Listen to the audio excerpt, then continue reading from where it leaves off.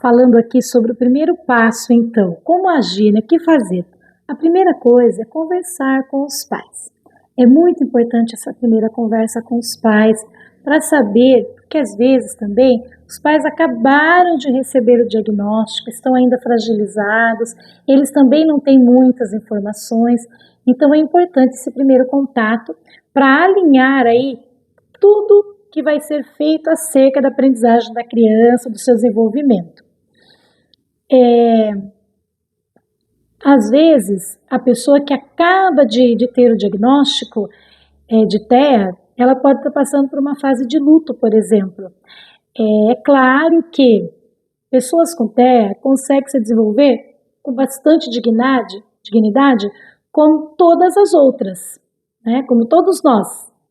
Mas quando a gente pensa no planejar ter um filho, a ideia de ter necessidades educacionais especiais ou ter deficiência, em geral, para a maioria das famílias não é pensado. Então há um impacto muito grande nesse diagnóstico, né? Desse diagnóstico na vida das pessoas. Então nós temos que entender e respeitar. Agora, questões que são fundamentais e são importantes de serem perguntadas. Primeiro, a comunicação. Se eu recebo um aluno que já tem o diagnóstico fechado de TEA, a gente precisa saber quais as formas que ele usa para se comunicar. Há crianças que conseguem se comunicar com fala, há outras que não vão conseguir se comunicar com fala. Há crianças que falam, mas essa fala pode ser de difícil compreensão, ele pode ter dificuldade de compreender aquilo que o outro diz. Então, essas são informações muito importantes para nós, professores.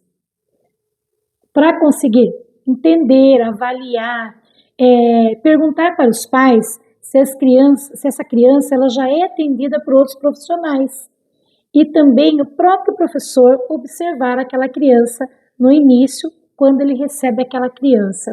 Porque há formas de comunicação específica em cada contexto. A forma com que eu me comunico com a minha família não é a mesma forma que eu, por exemplo, me comunico de forma profissional, né? Então, vão ter algumas informações, conhecimentos que provavelmente você vai perceber só na relação com a criança e observando essa criança. Então, qual que é o nível de comunicação que ela tem? Isso é importante saber. Não só como ela se comunica, mas assim como ela compreende o que os outros falam, né? Há uma forma diferente que eu tenho que me comunicar com ela? Eu tenho que pausar um pouco mais a minha fala, usar mais recursos visuais ou não? Eu preciso falar de forma mais clara e direta, relacionada a ela, e não a sala como um todo, mais próxima dela? Então, é importante, sim, que seja feita uma observação bem adequada em relação a isso, né? Então, quando o professor fala para a turma, é diferente quando o professor fala direcionada a uma criança, né? Somente a uma criança. Se ela tem alguns comprometimentos mais importantes de comunicação, ela utiliza algum tipo alternativo de comunicação, ela pode utilizar Libras. Aqui no Brasil é menos comum pessoas com transtorno espectro autista usarem Libras, né? Mas fora do Brasil, há vários contextos em que as crianças com TEA utilizam a língua de sinais. É importante a gente saber disso, né? Há crianças que usam sistemas de comunicação alternativa de alta tecnologia, como tablet, né? Que pranchas de comunicação, tem prancha de comunicação que é de baixa tecnologia, que é uma pasta, né? Ou ícones que a criança pode apontar ou retirar e mostrar para você. Então, tem várias formas de comunicação alternativa e é importante sabermos sobre isso, né? Então, tem criança, por exemplo, que ela só aponta o que ela quer. Ela vai, aponta aquilo que ela deseja e você vai junto com ela para entregar para ela, para atender aquele pedido dela, né? E existe também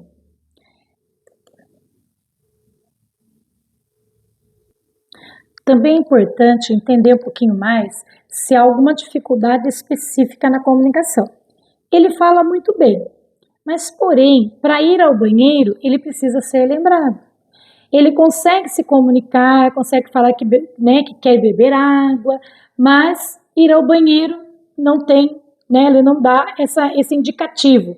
Então, às vezes, precisa pensar numa organização onde terá um momento ali na sala de aula que você vai oferecer o banheiro, levar ao banheiro. Então, qual tipo de comunicação? Posso usar mais textos, mais falas, mais figuras? Ela consegue iniciar conversas, responder perguntas, porque às vezes pode falar, mas não tem repertório. Por exemplo, não responde a pergunta do professor ou não faz perguntas para o professor. Então, essa parte de comunicação, a minha sugestão é esmiucem logo no início, bem a fundo, qual a forma de comunicação que a família utiliza, que para ele facilita, para poder usar durante o ano. E isso facilita muito para que você possa preparar suas aulas de maneira que consiga essa comunicação com ele. Então, a comunicação é essencial, tá? Outra questão importante é se a criança tem algum tipo de preferência ou aversão na interação social. Tem criança que adora abraçar, gosta do toque e outras crianças não. Então, isso é importante ser avaliado também, para podermos começar as nossas interações, relações com todos de forma confortável lá no início do ano, sabendo já, Tem crianças que gostam muito de toque, muito, mas precisamos pensar como que eu vou ensinar aquelas crianças, Tanto aquela que gosta demais do abraço, como aquela que não gosta do toque. Sabendo dosar aí, Saber um pouco mais e dosar essa interação. Porque tem criança que ela não gosta de determinados tipos de interação. Então, nós temos que respeitar. Principalmente aquelas que não gostam do toque. É importante que respeitemos, Então, é muito importante saber isso. Como que a gente vai saber? Através dos pais, uma equipe multiprofissional que está acompanhando essa criança, Dentro da sala de aula mesmo, pela observação. É muito importante saber também se essa criança autista que você recebeu, se ela tem amigos, qual a preferência dela na amizade, porque cada um de nós temos as nossas preferências, Então é interessante saber, ele já tem algum amigo do ano anterior que ele, se dá bem, tem uma amizade mais consolidada, que possa auxiliá-lo um pouco mais, interagir, por exemplo, no momento do intervalo, entende? Por quê? Porque às vezes eles têm aquela identidade com aquele coleguinha, até mesmo com um adulto, com a professora. Então, falando aí de relações naturais, relações que eles vão estabelecendo ao longo do convívio com as pessoas, Então, a criança ela pode se interessar, sim, mais por uma ou por outra, até mesmo dentro da sala de aula, e isso faz parte da diversidade das relações. Então, se tiver uma criança que ela se sente mais confortável para interagir, é importante aproximar essa criança dela, para que ela possa se sentir mais segura. Porque isso, na verdade, é de maneira geral, Tem criança que, nós temos nas salas de aula, sim, os grupinhos. Com os adolescentes, a gente percebe isso, com adultos também tem isso, que é a questão da identidade, com quem que eu gosto de me comunicar, com quem que eu gosto de estar, isso é importante, tá? Uma outra parte é a parte dos comportamentos, Então, tudo que já foi falado também faz parte aí do comportamento, mas existem comportamentos que são específicos, tá? Daquela pessoa, daquela criança. Como, por exemplo,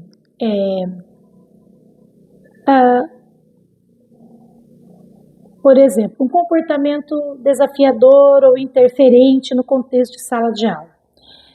Por exemplo, eu já tive aluno que come massinha, come giz, álcool em gel, ingere, Então, é importante estar ciente Por quê? Nós não podemos deixar essas coisas no alcance das crianças, até nós podermos fazer um trabalho relacionado a isso, que vai chegar um momento que a criança ela vai conseguir pegar, por exemplo, a massinha de modelar, trabalhar com ela sem colocar na boca.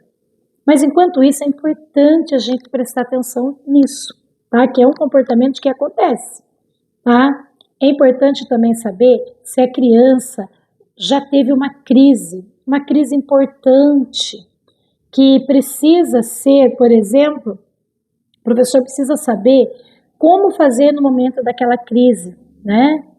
Quando a gente fala de crise, a gente fala de comportamentos mais extremos, mais severos, que no próximo momento de nosso encontro, eu vou falar um pouquinho mais sobre isso. Como fazer no momento de crise da criança? Como que nós devemos agir, tanto para auxiliar na integridade física da criança, né? Então, até a próxima.